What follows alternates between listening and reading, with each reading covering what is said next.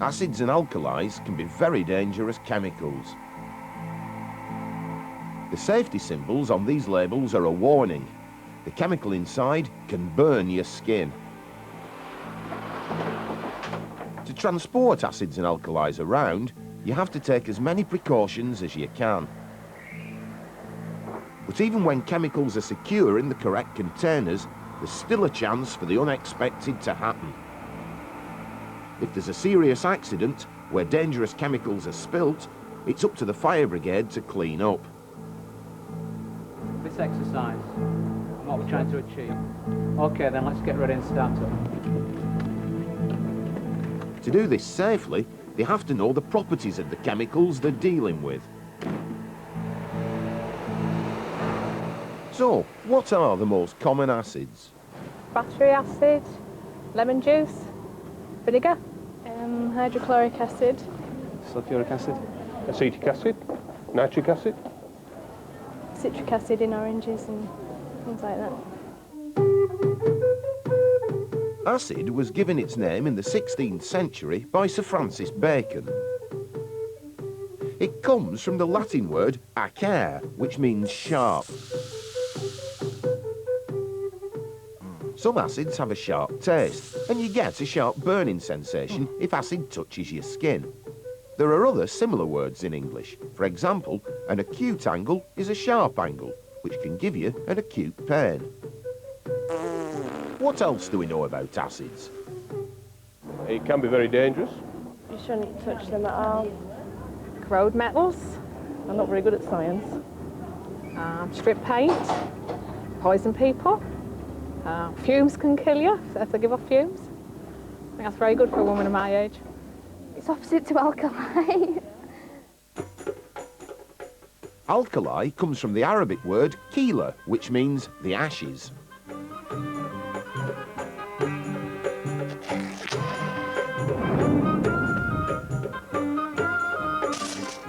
This was because the ashes of some kinds of wood used to be dissolved in water to make cleaning fluids.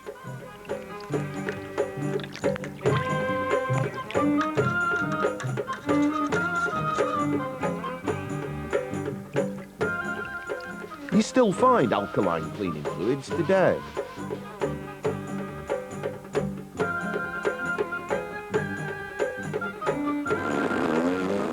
So, what else do we know about alkalis? The opposite of an acid. They can burn your skin. All I know is that they neutralise the acids. Sodium hydroxide is an alkali. Sodium hydroxide is commonly known as caustic soda. It's used for heavy-duty cleaning jobs, like a block sink. Caustic soda is part of a family of chemicals called bases. If they dissolve in water, bases make alkaline solutions. So an alkali is a soluble base. Strong alkalis are just as powerful and just as dangerous as strong acids. A strong acid can be powerful enough to dissolve metal. Here, hydrochloric acid is reacting very violently with zinc.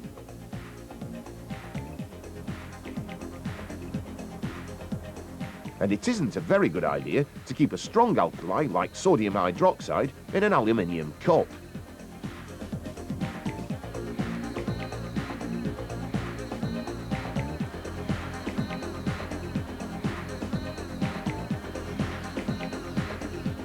In the strong acid, the zinc has completely dissolved, and the strong alkali solution has eaten right through the aluminium. Strong acids and alkalis have to be handled with extreme care.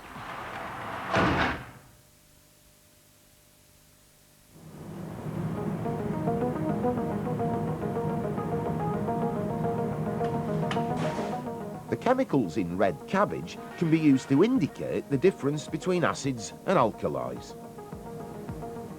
Lemon juice is a weak acid.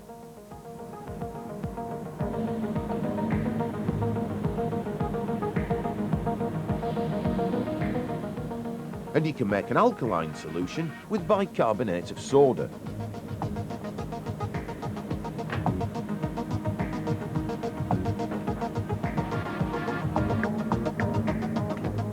The cabbage is boiled for just a few minutes.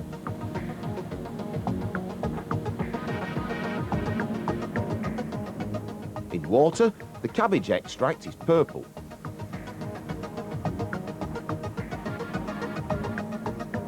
But it goes red when you add it to acid.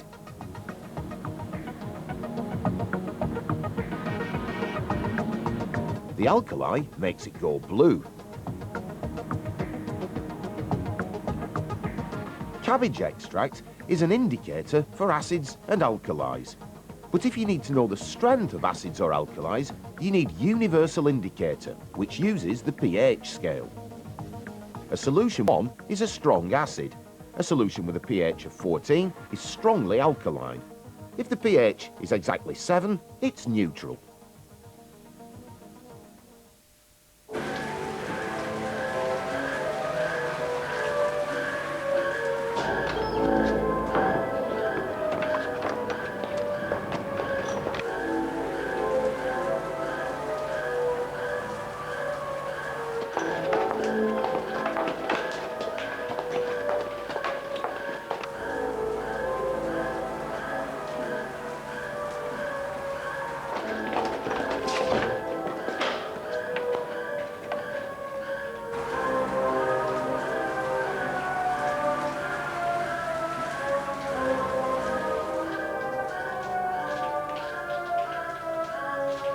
Oh, have you?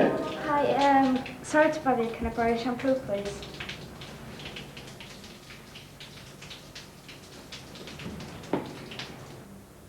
Where will shampoo be on the pH scale? Will it be strongly acidic or strongly alkaline, or somewhere in between?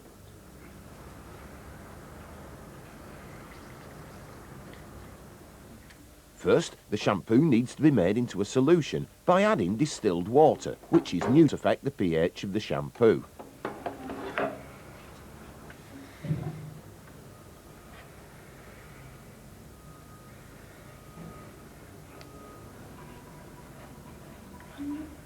This is a special kind of indicator paper, where you have to match up 4 coloured squares to read off the pH value.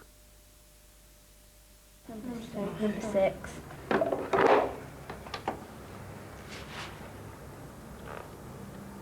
This shampoo has a pH of 6, so it's very slightly acidic. Not enough to be dangerous, though. What about battery acid? Any guesses about the pH this time? Can I test the pH of your battery acid, please? Yes, certainly.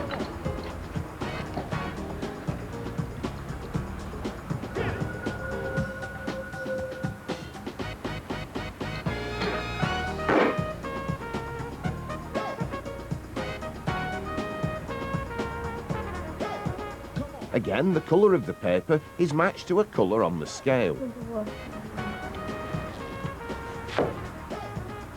With a pH of 1, battery acid is very strong and has to be handled with care. Excuse me, can we have something that helps to pH? What about a cleaning material, like the powder used in a dishwasher? Do you think it's necessary to wear gloves?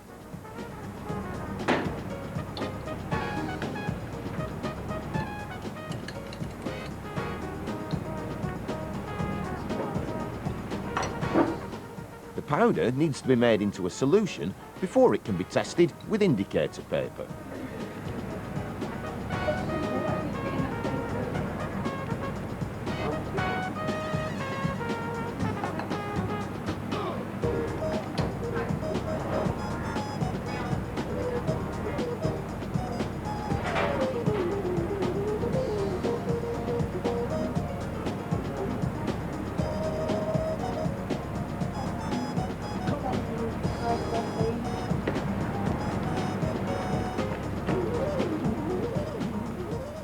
It's a strong alkali, so best not to get it on your hands.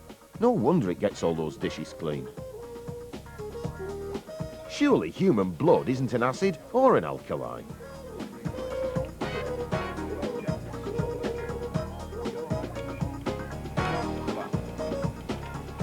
This time, the pH is measured electronically.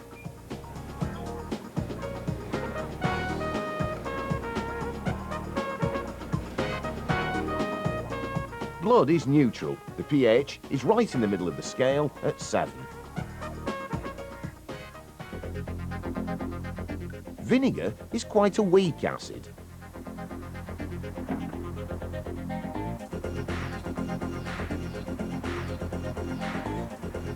An electronic measurement gives a pH of about 3.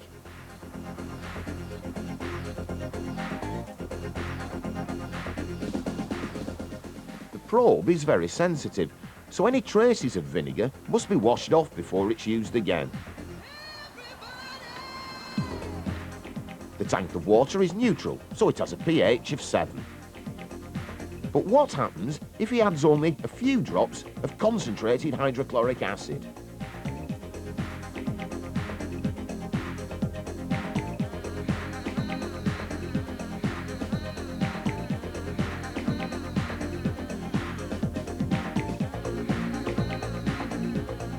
Hydrochloric acid is very strong, so it makes the pH of the water drop all the way from 7 to just below 3.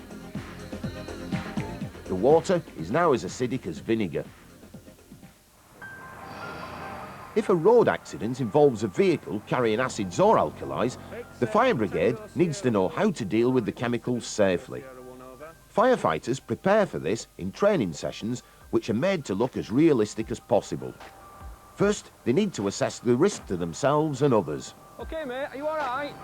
Have you got any contaminants on you at all? No, not at all. Are you sure? Positive. Okay, then you approach me now. Is this the product which is actually leaking down there? That's the caustic, yeah. Right then. And you're feeling all right in yourself? Yes, I am, yeah. If you can go with this firefighter, then we'll sort you out and we'll sort your problem out over there. After finding out that the chemical involved is caustic soda, they call on specialist advice to work out how best to deal with it. Okay. XF, Training School 1 receiving over. Informative message, road traffic accident, 2 cars, 1 lorry containing drums of chemicals involved. 1 drum containing caustic soda leaking. Remember, caustic soda is another name for sodium hydroxide. It's a strong alkali, so before going near the spill, the firefighters need to wear breathing apparatus and a chemical-resistant suit. Once you're zipped up, gents, if you can go in, take a look at the container. If you can make it safe without injuring yourselves or being contaminated, make the container safe and bring the information back that you think's relevant. Okay? Because this is a training exercise, the chemicals are dyed green.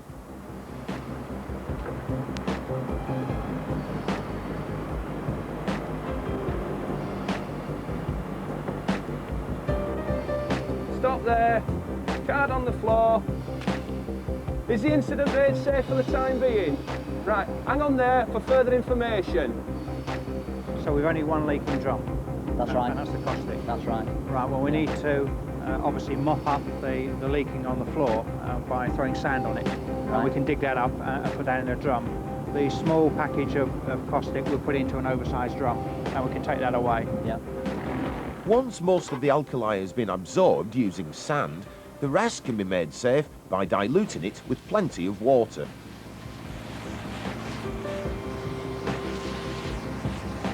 But contaminated water can get into drains and eventually into rivers, so dilution isn't always the answer.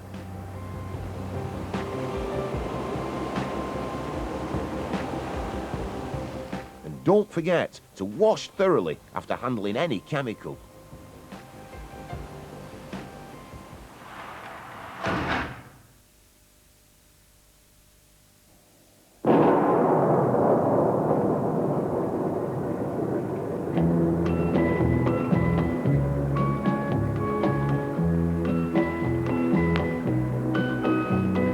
Listen to the rhythm of the falling rain, telling me just what a fool I've been. I wish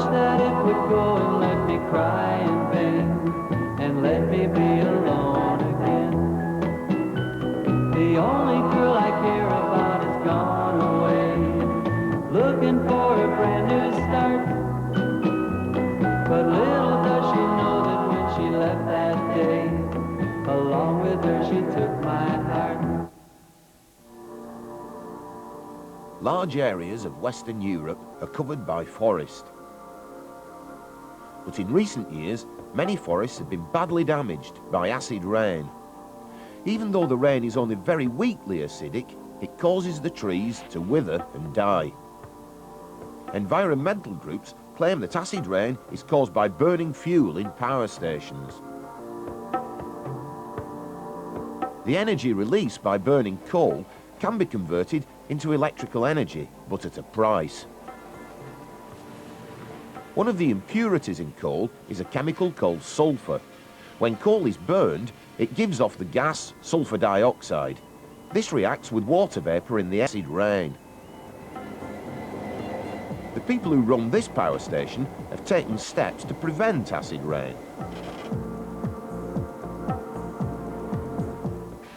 They use limestone, and lots of it. It arrives from a quarry which is 50 miles away.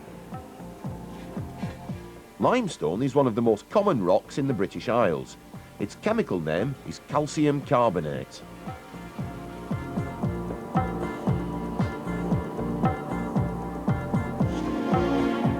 When limestone is added to water, some of it dissolves. It forms a muddy liquid called a slurry, which is very alkaline. But before the slurry is made up, the limestone needs to be ground up to a fine powder in this huge mill.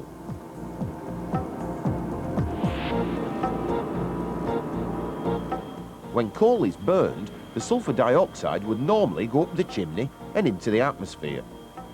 But here, it's sent into a giant reactor along these huge pipes, which are even wider than the Channel Tunnel.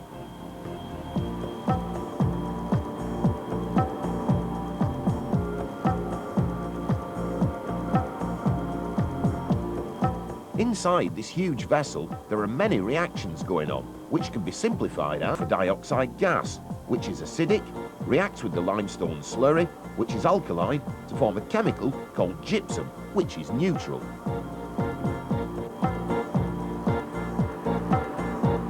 Another name for gypsum is calcium sulfate. Gypsum comes out of the reaction vessel in a milky liquid, which is neutral. The pH is 7. Once the gypsum has been dried, it can be made into building materials, like plaster, and used for covering walls.